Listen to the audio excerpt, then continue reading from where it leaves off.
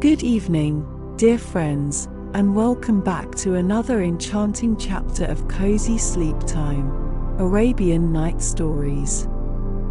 We're overjoyed to have you join us once again as we embark on another journey into the mystical world of Arabian tales. As the world outside begins to hush, and the tranquility of the night settles in, it's the perfect time to begin your relaxing sleep preparation. Find a cozy, quiet space where you can unwind. Dim the lights and settle into your most comfortable spot. In this episode, we've curated tales that are specifically designed to gently prepare your mind and body for a restful night's sleep. Let the soothing stories wash away the remnants of the day's worries, leaving you in a state of complete serenity.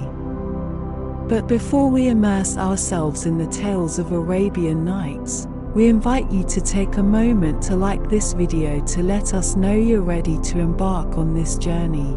Leave a comment sharing your thoughts and favorite bedtime rituals, and consider sharing this enchantment with your friends and loved ones.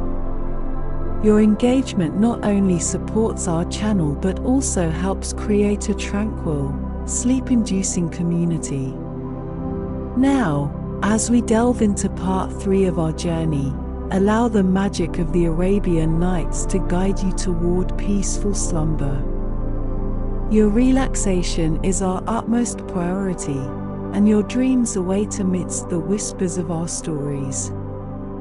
Like, share, and subscribe for more bedtime adventures. Let's begin the story. The Little Hunchback. In the kingdom of Kasha, which is, as everybody knows, situated on the frontiers of Great Tartary, there lived long ago a tailor and his wife who loved each other very much.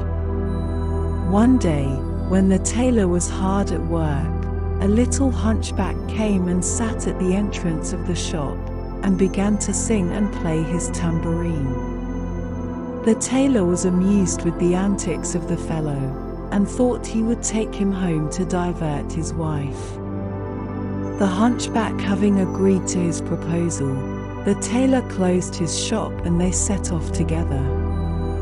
When they reached the house, they found the table ready laid for supper, and in a very few minutes all three were sitting before a beautiful fish which the tailor's wife had cooked with her own hands. But unluckily, the hunchback happened to swallow a large bone, and, in spite of all the tailor and his wife could do to help him, died of suffocation in an instant. Besides being very sorry for the poor man, the tailor and his wife were very much frightened on their own account, for if the police came to hear of it, the worthy couple ran the risk of being thrown into prison for willful murder. In order to prevent this dreadful calamity, they both set about inventing some plan which would throw suspicion on someone else, and at last they made up their minds that they could do no better than select a Jewish doctor who lived close by as the author of the crime. So the tailor picked up the hunchback by his head while his wife took his feet and carried him to the doctor's house. Then they knocked at the door, which opened straight onto a steep staircase. A servant soon appeared, feeling her way down the dark staircase, and inquired what they wanted. "Tell your master," said the tailor, "that we have brought a very sick man for him to cure.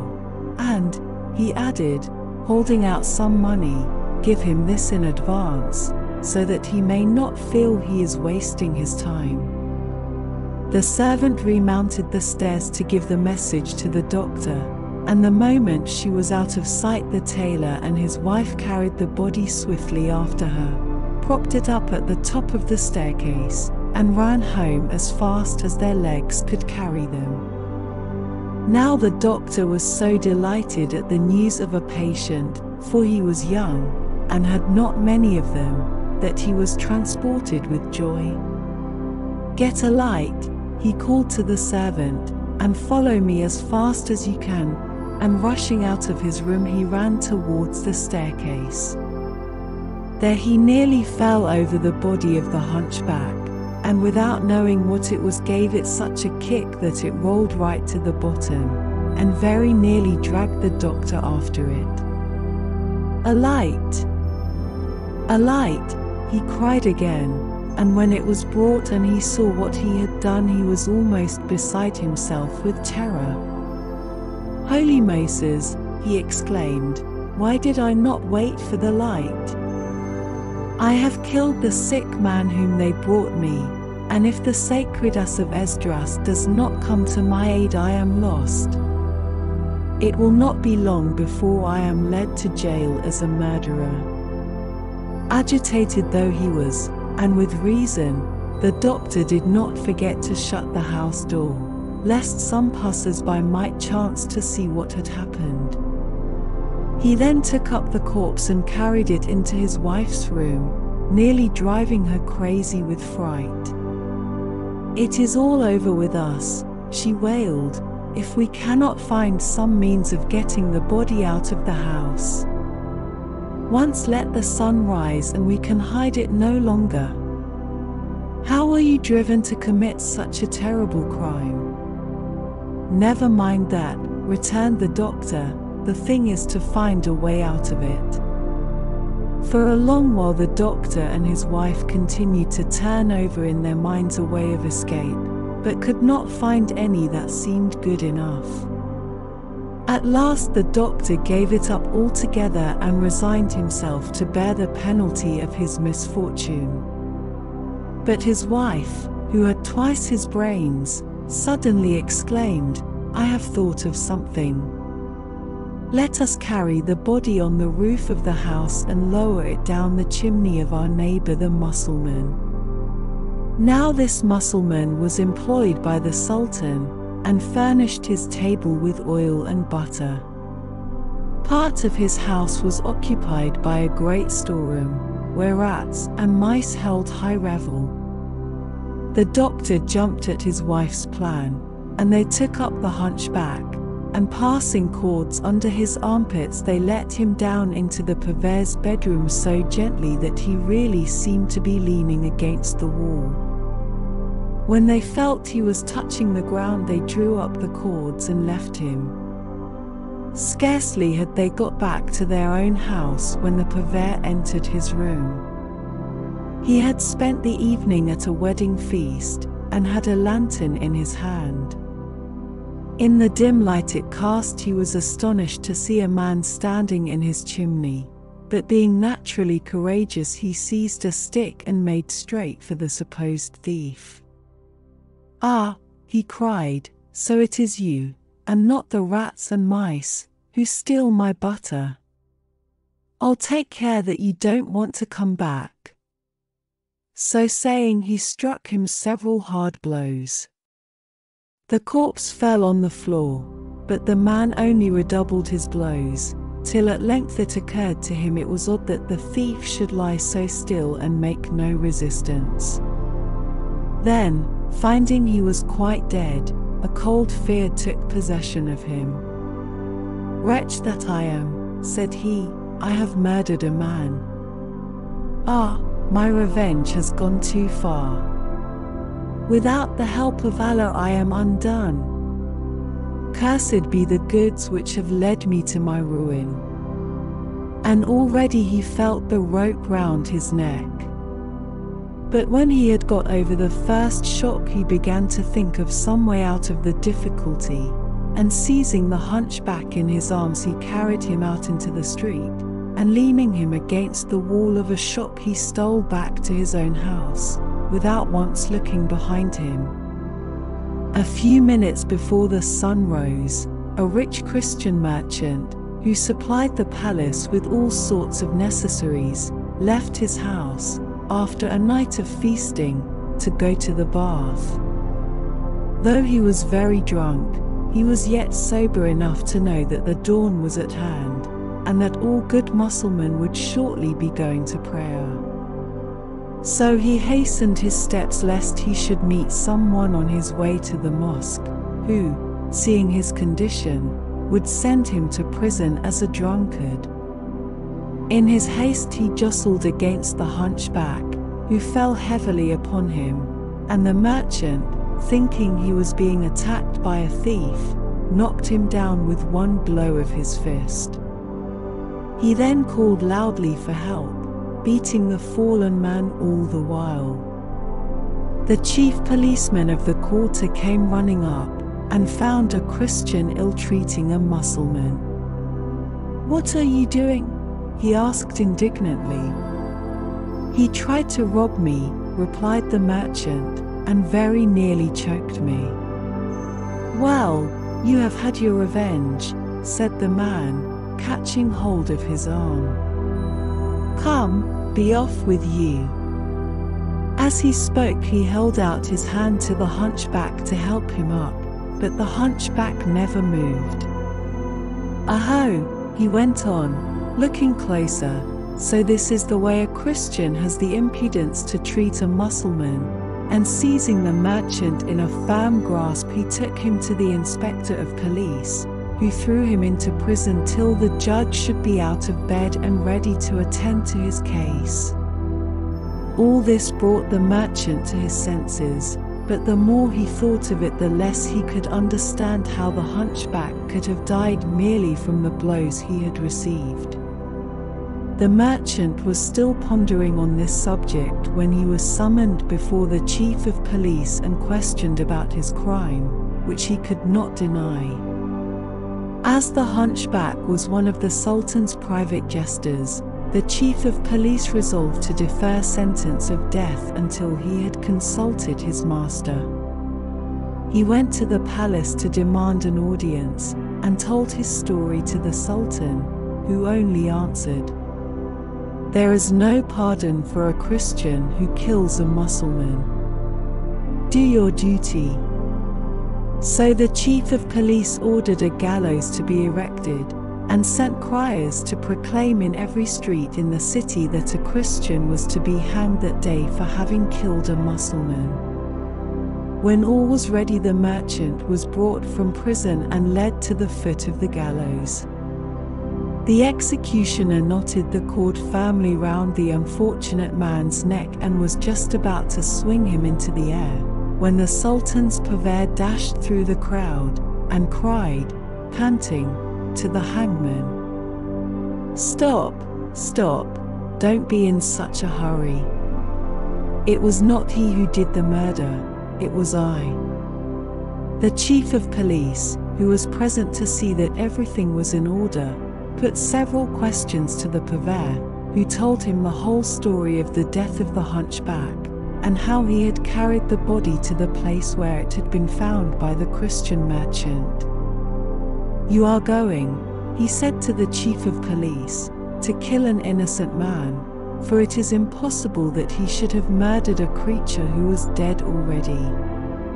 It is bad enough for me to have slain a Mussulman without having it on my conscience that a Christian who is guiltless should suffer through my fault." Now the purveyor's speech had been made in a loud voice, and was heard by all the crowd, and even if he had wished it, the chief of police could not have escaped setting the merchant free. "Loose the cords from the Christian's neck," he commanded, turning to the executioner, "and hang this man in his place, seeing that by his own confession he is the murderer." The hangman did as he was bid, and was tying the cord firmly, when he was stopped by the voice of the Jewish doctor beseeching him to pause, for he had something very important to say. When he had fought his way through the crowd and reached the chief of police, "Worshipful sir," he began, "this Mussulman whom you desire to hang is unworthy of death. I alone am guilty. Last night a man and a woman who were strangers to me knocked at my door, bringing with them a patient for me to cure. The servant opened it, but having no light was hardly able to make out their faces, though she readily agreed to wake me and to hand me the fee for my services. While she was telling me her story, they seemed to her. He carried the sick man to the top of the staircase and then left him there. I jumped up in a hurry without waiting for a lantern, and in the darkness I fell against something, which tumbled headlong down the stairs and never stopped till it reached the bottom. When I examined the body, I found it was quite dead, and the corpse was that of a hunchback Mussulman. Terrified at what we had done, my wife and I took the body on the roof and let it down the chimney of our neighbor the purveyor, whom you were just about to hang. The purveyor, finding him in his room, naturally thought he was a thief, and struck him such a blow that the man fell down and lay motionless on the floor. Stooping to examine him, and finding him stone dead, the purveyor supposed that the man had died from the blow he had received, but of course this was a mistake, as you will see from my account, and I only am the murderer, and although I am innocent of any wish to commit a crime, I must suffer for it all the same, or else have the blood of 2 Mussulmans on my conscience. Therefore send away this man, I pray you, and let me take his place, as it is I who am guilty." On hearing the declaration of the Jewish doctor, the chief of police commanded that he should be led to the gallows, and the Sultan's purveyor go free. The cord was placed round the Jew's neck, and his feet had already ceased to touch the ground when the voice of the tailor was heard beseeching the executioner to pause one moment and to listen to what he had to say. "Oh, my lord," he cried, turning to the chief of police, "how nearly have you caused the death of 3 innocent people? But if you will only have the patience to listen to my tale, you shall know who is the real culprit.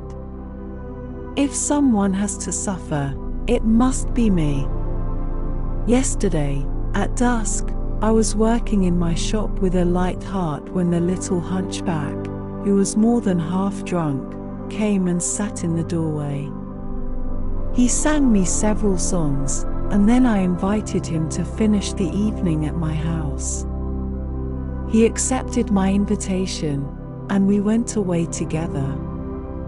At supper I helped him to a slice of fish, but in eating it a bone stuck in his throat, and in spite of all we could do he died in a few minutes. We felt deeply sorry for his death, but fearing lest we should be held responsible, we carried the corpse to the house of the Jewish doctor. I knocked, and desired the servant to beg her master to come down as fast as possible and see a sick man whom we had brought for him to cure, and in order to hasten his movements I placed a piece of money in her hand as the doctor's fee. Directly she had disappeared I dragged the body to the top of the stairs, and then hurried away with my wife back to our house. In descending the stairs the doctor accidentally knocked over the corpse, and finding him dead believed that he himself was the murderer. But now you know the truth, set him free, and let me die in his stead." The chief of police and the crowd of spectators were lost in astonishment at the strange events to which the death of the hunchback had given rise. "Loosen the Jewish doctor," said he to the hangman, "and string up the tailor instead, since he has made confession of his crime." Really, one cannot deny that this is a very singular story, and it deserves to be written in letters of gold. The executioner speedily untied the knots which confined the doctor, and was passing the cord round the neck of the tailor, when the Sultan of Kasha, who had missed his jester, happened to make inquiry of his officers as to what had become of him. "Sire," replied they, "the hunchback, having drunk more than was good for him, escaped from the palace and was seen wandering about the town, where this morning he was found dead. A man was arrested for having caused his death, and held in custody till a gallows was erected. At the moment that he was about to suffer punishment, first one man arrived, and then another, each accusing themselves of the murder, and this went on for a long time, and at the present instant the chief of police is engaged in questioning a man who declares that he alone is the true assassin. The Sultan of Kasha no sooner heard these words than he ordered an usher to go to the chief of police and to bring all the persons concerned in the hunchback's death, together with the corpse, that he wished to see once again. The usher hastened on his errand, but was only just in time, for the tailor was positively swinging in the air, when his voice fell upon the silence of the crowd, commanding the hangman to cut down the body. The hangman, recognizing the usher as one of the king's servants, cut down the tailor, and the usher, seeing the man was safe, sought the chief of police and gave him the Sultan's message. Accordingly, the chief of police at once set out for the palace, taking with him the tailor, the doctor, the purveyor, and the merchant, who bore the dead hunchback on their shoulders. When the procession reached the palace, the chief of police prostrated himself at the feet of the Sultan, and related all that he knew of the matter. The Sultan was so much struck by the circumstances that he ordered his private historian to write down an exact account of what had passed, so that in the years to come the miraculous escape of the four men who had thought themselves murderers might never be forgotten. The Sultan asked everybody concerned in the hunchback's affair to tell him their stories. Among others was a prating barber, whose tale of one of his brothers follows. The story of the barber's fifth brother. As long as our father lived, Al-Naskar was very idle. Instead of working for his bread, he was not ashamed to ask for it every evening, and to support himself next day on what he had received the night before. When our father died, worn out by age, he only left 700 silver drachmas to be divided amongst us, which made 100 for each son. Al-Naskar, who had never possessed so much money in his life, was quite puzzled to know what to do with it.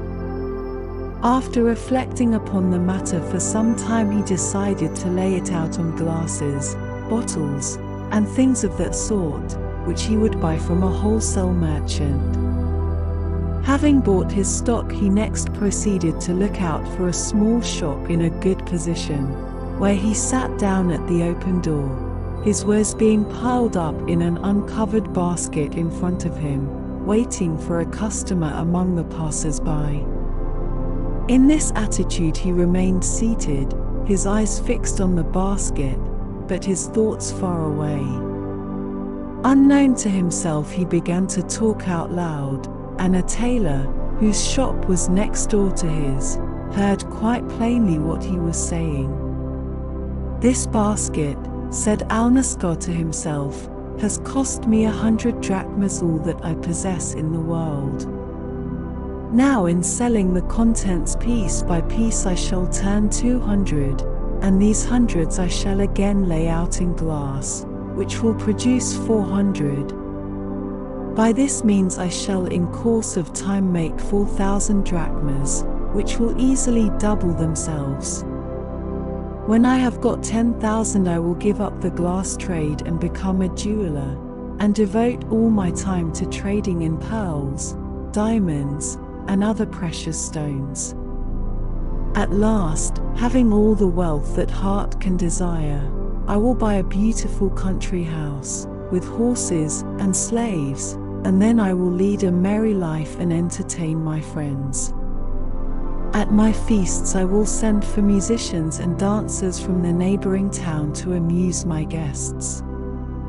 In spite of my riches I shall not, however, give up trade till I have amassed a capital of 100,000 drachmas, when, having become a man of much consideration, I shall request the hand of the Grand Vizier's daughter, taking care to inform the worthy father that I have heard favorable reports of her beauty and wit, and that I will pay down on our wedding day 3,000 gold pieces. Should the vizier refuse my proposal, which after all is hardly to be expected, I will seize him by the beard and drag him to my house. When I shall have married his daughter, I will give her 10 of the best eunuchs that can be found for her service. Then I shall put on my most gorgeous robes, and mounted on a horse with a saddle of fine gold, and its trappings blazing with diamonds, followed by a train of slaves, I shall present myself at the house of the Grand Vizier, the people casting down their eyes and bowing low as I pass along. At the foot of the Grand Vizier's staircase I shall dismount, and while my servants stand in a row to right and left I shall ascend the stairs, at the head of which the Grand Vizier will be waiting to receive me. He will then embrace me as his son-in-law, and giving me his seat will place himself below me.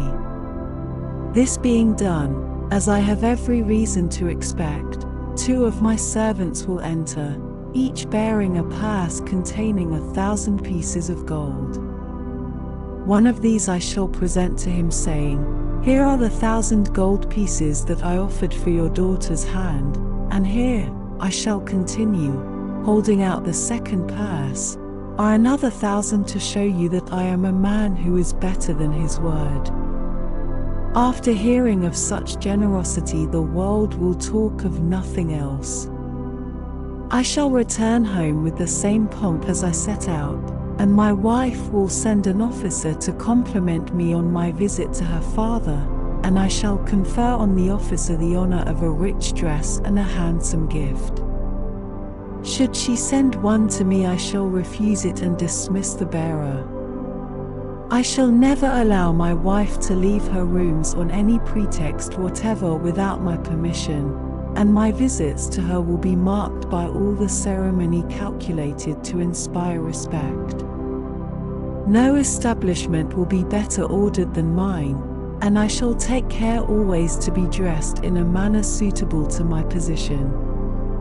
In the evening, when we retire to our apartments, I shall sit in the place of honor, where I shall assume a grand demeanor and speak little, gazing straight before me, and when my wife, lovely as the full moon, stands humbly in front of my chair, I shall pretend not to see her. Then her women will say to me, "Respected lord and master, your wife and slave is before you waiting to be noticed. She is mortified that you never deign to look her way. She is tired of standing so long. Beg her, we pray you, to be seated." Of course I shall give no signs of even hearing this speech, which will vex them mightily. They will throw themselves at my feet with lamentations, and at length I will raise my head and throw a careless glance at her. Then I shall go back to my former attitude. The women will think that I am displeased at my wife's dress and will lead her away to put on a finer one, and I on my side shall replace the one I am wearing with another yet more splendid. They will then return to the charge, but this time it will take much longer before they persuade me even to look at my wife. It is as well to begin on my wedding day as I mean to go on for the rest of our lives. The next day she will complain to her mother of the way she has been treated, which will fill my heart with joy.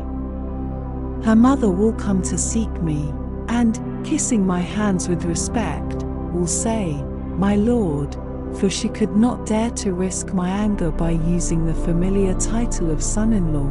"My lord, do not, I implore you, refuse to look upon my daughter or to approach her. She only lives to please you, and loves you with all her soul." But I shall pay no more heed to my mother-in-law's words than I did to those of the women. Again she will beseech me to listen to her entreaties, throwing herself this time at my feet, but all to no purpose. Then, putting a glass of wine into my wife's hand, she will say to her, "There, present that to him yourself. He cannot have the cruelty to reject anything offered by so beautiful a hand, and my wife will take it and offer it to me tremblingly with tears in her eyes, but I shall look in the other direction. This will cause her to weep still more, and she will hold out the glass crying, 'Adorable husband, never shall I cease my prayers till you have done me the favor to drink.' Sick of her importunities, these words will goad me to fury. I shall dart an angry look at her and give her a sharp blow on the cheek, at the same time giving her a kick so violent that she will stagger across the room and fall onto the sofa." My brother, pursued the barber, was so much absorbed in his dreams that he actually did give a kick with his foot, which unluckily hit the basket of glass. It fell into the street and was instantly broken into 1,000 pieces. His neighbor the tailor, who had been listening to his visions, broke into a loud fit of laughter as he saw this sight. "Wretched man," he cried, "you ought to die of shame at behaving so to a young wife who has done nothing to you. You must be a brute for her tears and prayers not to touch your heart. If I were the Grand Vizier, I would order you 100 blows from a bullock whip, and would have you led round the town accompanied by a herald who should proclaim your crimes." The accident, so fatal to all his profits, had restored my brother to his senses, and seeing that the mischief had been caused by his own insufferable pride, he rent his clothes and tore his hair, and lamented himself so loudly that the passers-by stopped to listen. It was a Friday, so these were more numerous than usual. Some pitied Alnaschar, others only laughed at him, but the vanity which had gone to his head had disappeared with his basket of glass, and he was loudly bewailing his folly when a lady, evidently a person of consideration, rode by on a mule. She stopped and inquired what was the matter, and why the man wept. They told her that he was a poor man who had laid out all his money on this basket of glass, which was now broken. On hearing the cause of these loud wails, the lady turned to her attendant and said to him, "Give him whatever you have got with you." The man obeyed, and placed in my brother's hands a purse containing 500 pieces of gold. Alnaschar almost died of joy on receiving it. He blessed the lady 1,000 times, and, shutting up his shop where he had no longer anything to do, he returned home. He was still absorbed in contemplating his good fortune, when a knock came to his door, and on opening it he found an old woman standing outside. "My son," she said, "I have a favor to ask of you. It is the hour of prayer and I have not yet washed myself. Let me, I beg you, enter your house, and give me water." My brother, although the old woman was a stranger to him, did not hesitate to do as she wished. He gave her a vessel of water and then went back to his place and his thoughts, and with his mind busy over his last adventure, he put his gold into a long and narrow purse, which he could easily carry in his belt. During this time the old woman was busy over her prayers, and when she had finished she came and prostrated herself twice before my brother, and then rising called down endless blessings on his head. Observing her shabby clothes, my brother thought that her gratitude was in reality a hint that he should give her some money to buy some new ones, so he held out 2 pieces of gold.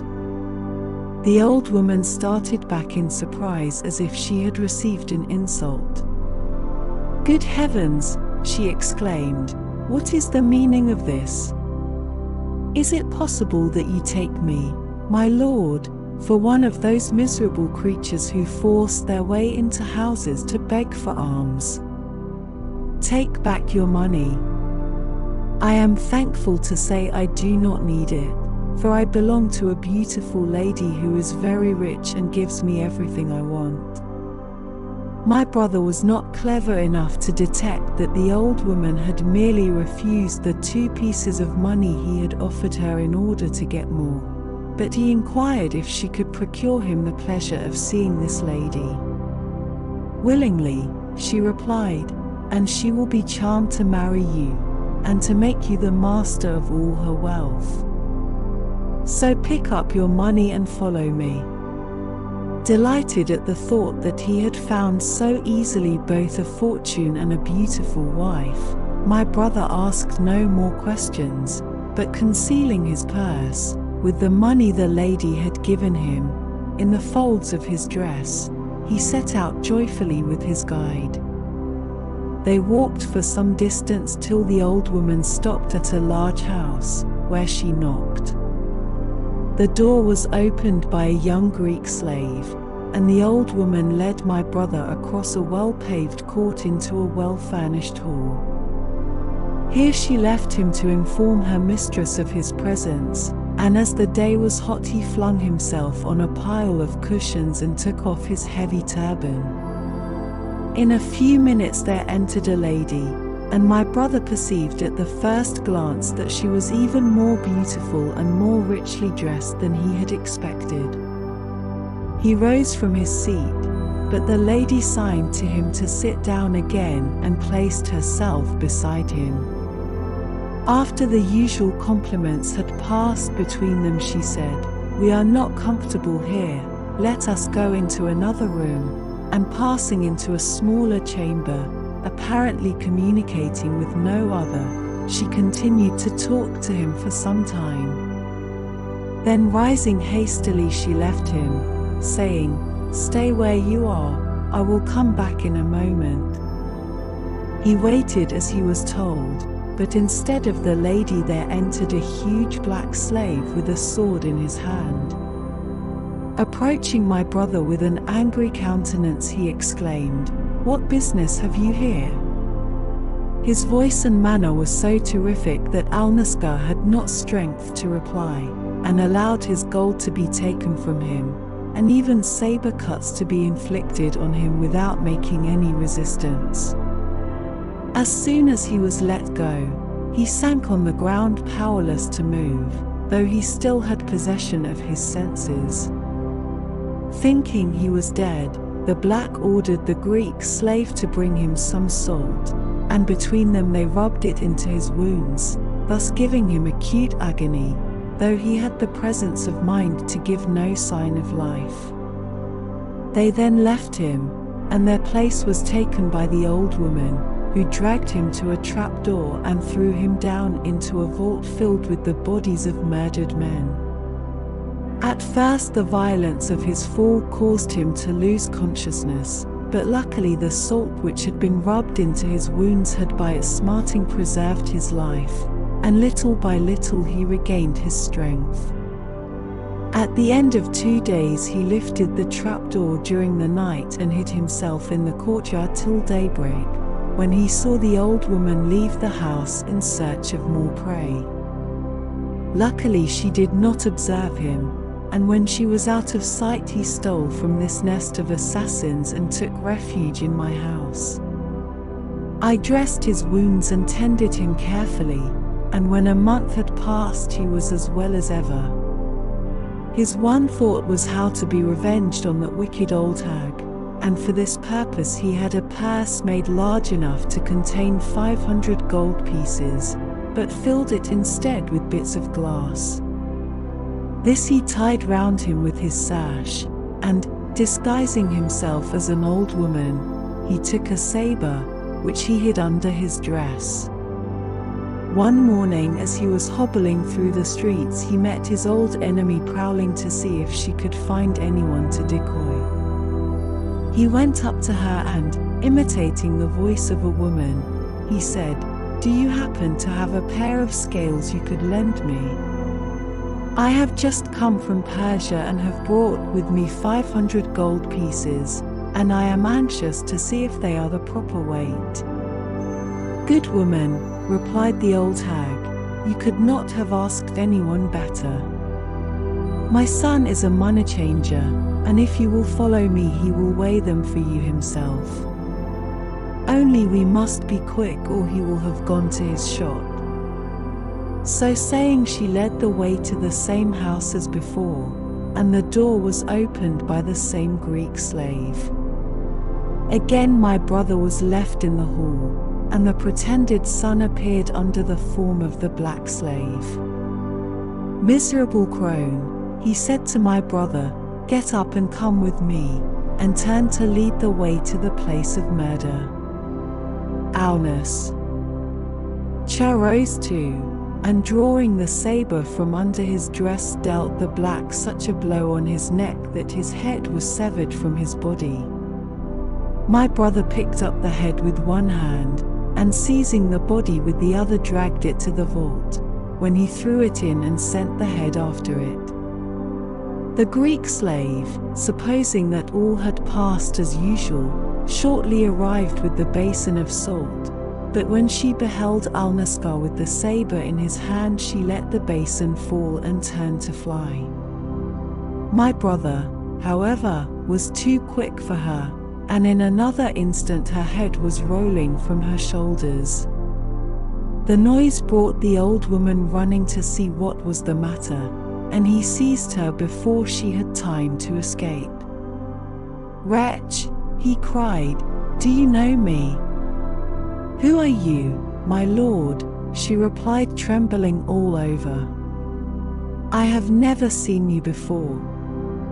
"I am he whose house you entered to offer your hypocritical prayers. Don't you remember now?" She flung herself on her knees to implore mercy, but he cut her in 4 pieces. There remained only the lady, who was quite ignorant of all that was taking place around her. He sought her through the house, and when at last he found her, she nearly fainted with terror at the sight of him. She begged hard for life, which he was generous enough to give her, but he bade her to tell him how she had got into partnership with the abominable creatures he had just put to death. "I was once," replied she, "the wife of an honest merchant, and that old woman, whose wickedness I did not know, used occasionally to visit me. 'Madam,' she said to me one day, 'we have a grand wedding at our house today. If you would do us the honor to be present, I am sure you would enjoy yourself.' I allowed myself to be persuaded, put on my richest dress, and took a purse with 100 pieces of gold. Once inside the doors, I was kept by force by that dreadful black, and it is now 3 years that I have been here, to my great grief. That horrible black must have amassed great wealth," remarked my brother. "Such wealth," returned she, "that if you succeed in carrying it all away, it will make you rich forever. Come and let us see how much there is." She led Alnaschar into a chamber filled with coffers packed with gold, which he gazed at with an admiration he was powerless to conceal. "Go," she said, "and bring men to carry them away." My brother did not wait to be told twice, and hurried out into the streets, where he soon collected 10 men. They all came back to the house, but what was his surprise to find the door open, and the room with the chests of gold quite empty. The lady had been cleverer than himself, and had made the best use of her time. However, he tried to console himself by removing all the beautiful furniture, which more than made up for the 500 gold pieces he had lost.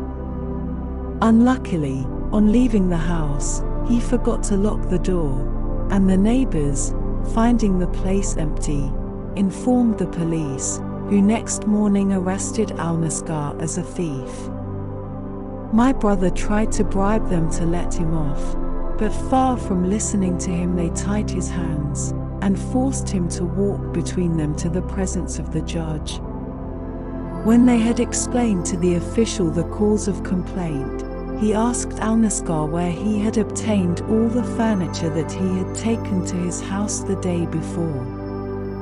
"Sir," replied Alnaschar, "I am ready to tell you the whole story, but give, I pray you, your word, that I shall run no risk of punishment."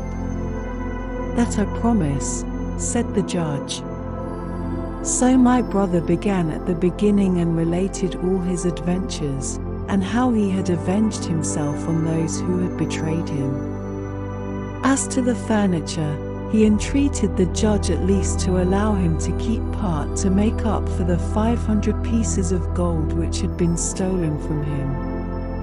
The judge, however, would say nothing about this, and lost no time in sending men to fetch away all that Alnaschar had taken from the house.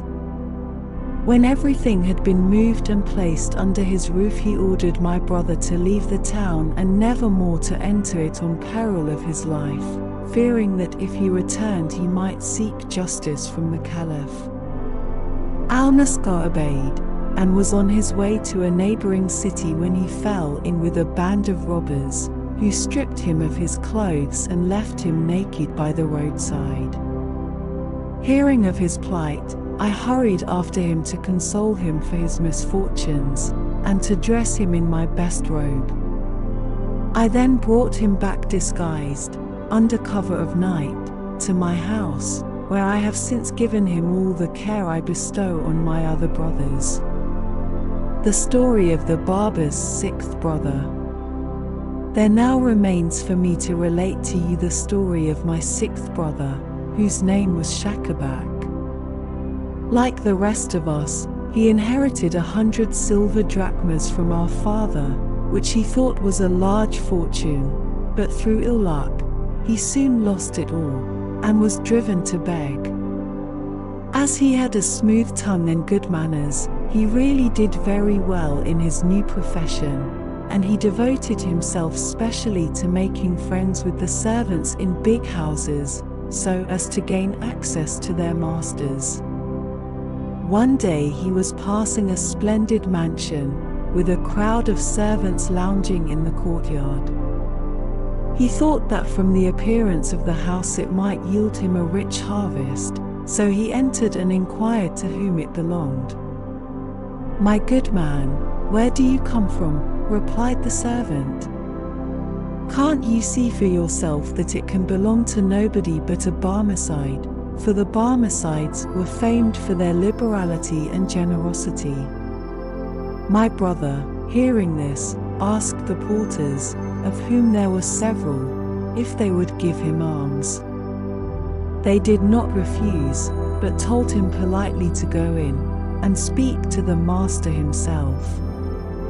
My brother thanked them for their courtesy and entered the building, which was so large that it took him some time to reach the apartments of the Barmecide. At last, in a room richly decorated with paintings, he saw an old man with a long white beard, sitting on a sofa, who received him with such kindness that my brother was emboldened to make his petition. "My lord," he said, "you behold in me a poor man who only lives by the help of persons as rich and as generous as you." Before he could proceed further, he was stopped by the astonishment shown by the Barmecide. "Is it possible," he cried, "that while I am in Baghdad, a man like you should be starving? That is a state of things that must at once be put an end to. Never shall it be said that I have abandoned you, and I am sure that you, on your part, will never abandon me." "My lord," answered my brother, "I swear that I have not broken my fast this whole day." "What, you are dying of hunger?" exclaimed the Barmecide. "Here, slave, bring water, that we may wash our hands before meat." No slave appeared, but my brother remarked that the Barmecide did not fail to rub his hands as if the water had been poured over them. Then he said to my brother, "Why don't you wash your hands too?" And Shakabak, supposing that it was a joke on the part of the Barmecide, though he could see none himself, drew near, and imitated his motion. When the Barmecide had done rubbing his hands, he raised his voice, and cried, "Set food before us at once, we are very hungry."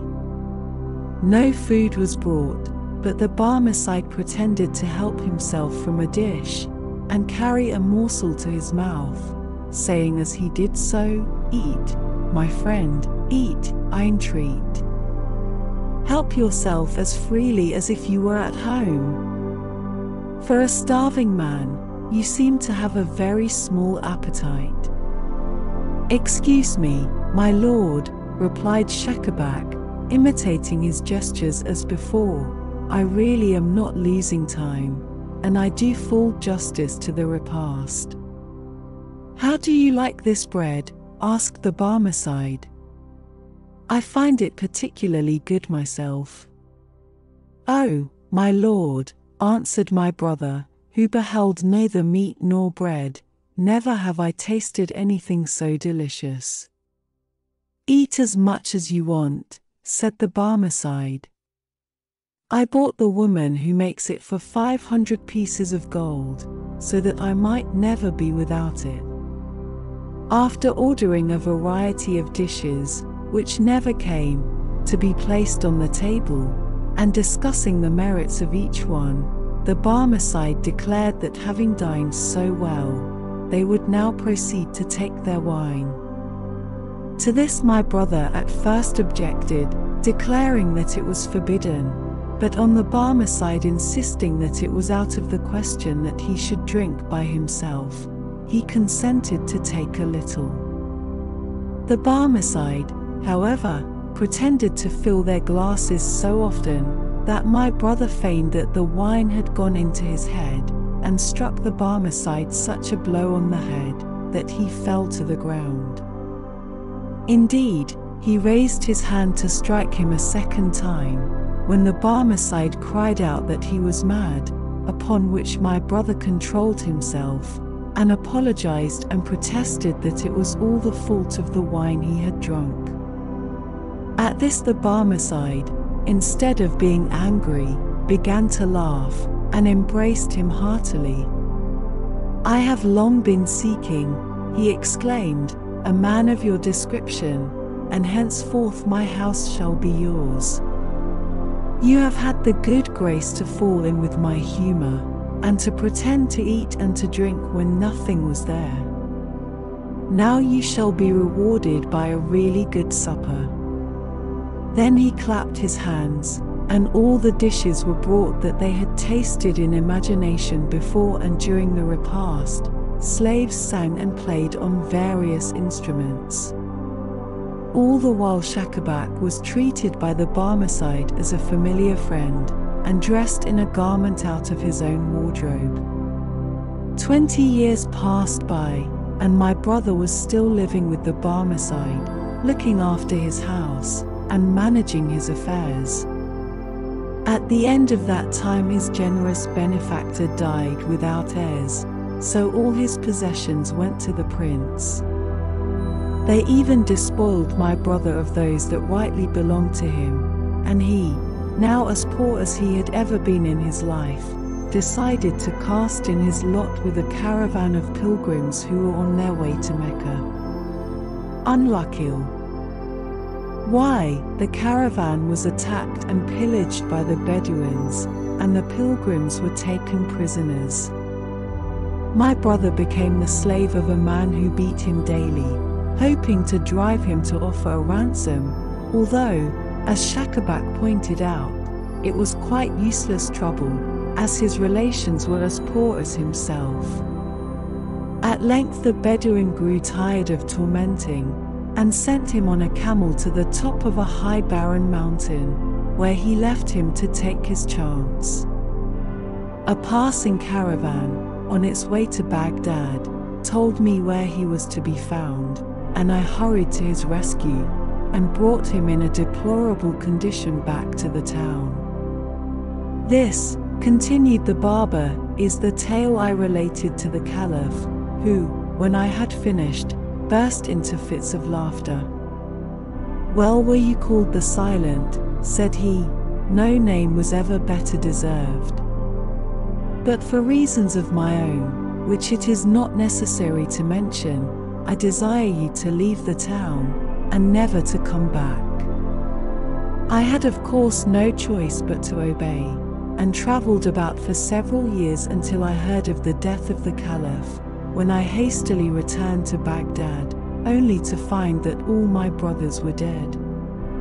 It was at this time that I rendered to the young cripple the important service of which you have heard, and for which, as you know, he showed such profound ingratitude that he preferred rather to leave Baghdad than to run the risk of seeing me.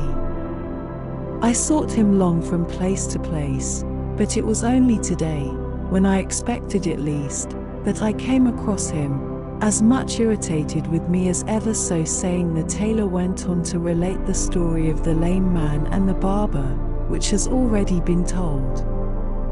When the barber, he continued, had finished his tale, we came to the conclusion that the young man had been right, when he had accused him of being a great chatterbox. However, we wished to keep him with us, and share our feast, and we remained at table till the hour of afternoon prayer.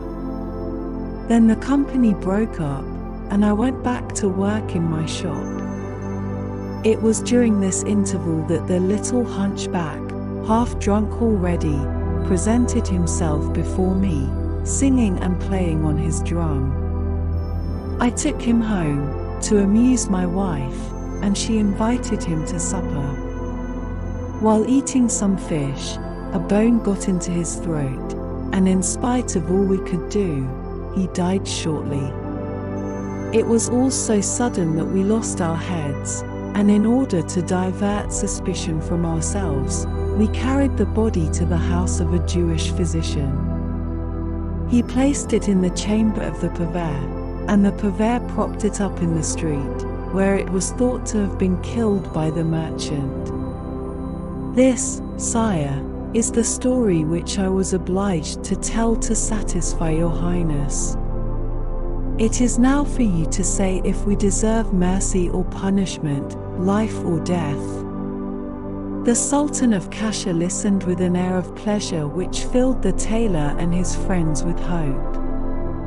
"I must confess," he exclaimed, "that I am much more interested in the stories of the barber and his brothers, and of the lame man, than in that of my own jester. But before I allow you all four to return to your own homes, and have the corpse of the hunchback properly buried, I should like to see this barber who has earned your pardon. And as he is in this town, let an usher go with you at once in search of him." The usher and the tailor soon returned, bringing with them an old man who must have been at least 90 years of age. "O Silent One," said the Sultan, "I am told that you know many strange stories. Will you tell some of them to me?" "Never mind my stories for the present," replied the barber, "but will your highness graciously be pleased to explain why this Jew, this Christian, and this Mussulman, as well as this dead body, are all here?"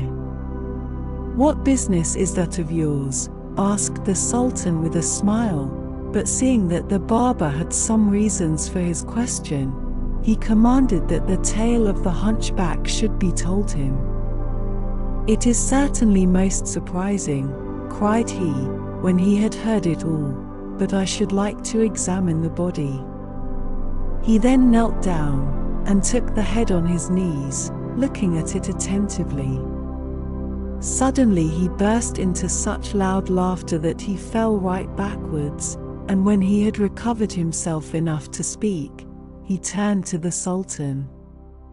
"The man is no more dead than I am," he said, "watch me." As he spoke he drew a small case of medicines from his pocket and rubbed the neck of the hunchback with some ointment made of balsam.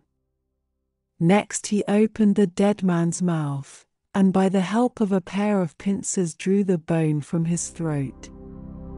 At this the hunchback sneezed, stretched himself and opened his eyes. The Sultan and all those who saw this operation did not know which to admire most, the constitution of the hunchback who had apparently been dead for a whole night and most of one day, or the skill of the barber, whom everyone now began to look upon as a great man. His Highness desired that the history of the hunchback should be written down and placed in the archives beside that of the barber, so that they might be associated in people's minds to the end of time. And he did not stop there, for in order to wipe out the memory of what they had undergone, he commanded that the tailor, the doctor, the purveyor, and the merchant should each be clothed in his presence with a robe from his own wardrobe before they returned home. As for the barber, he bestowed on him a large pension and kept him near his own person.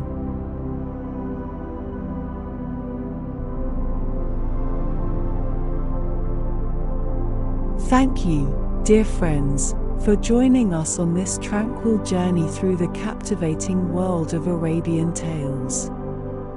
As the night deepens and the stars shine above, may the soothing embrace of these stories guide you into a deep and restful slumber, where dreams are woven with the threads of imagination. Our story doesn't end here, it merely takes a pause in its enchanting narrative. Stay tuned for the next episode, where we'll continue our exploration of Arabian Nights, unveiling new adventures and mysteries that await. If you've found solace and comfort in tonight's bedtime story, please consider showing your support by liking this video to let us know you've enjoyed it, sharing the magic with your friends and loved ones, and subscribing to our channel. By doing so, you become an integral part of our cozy storytelling community and ensure you never miss a future episode. Now, as we bid you good night, may your dreams be as peaceful as the sleep we've shared tonight. The night holds its secrets, and we'll continue our journey in the next episode. Until then, sleep well, dear viewers. Like, share, and subscribe for more bedtime adventures.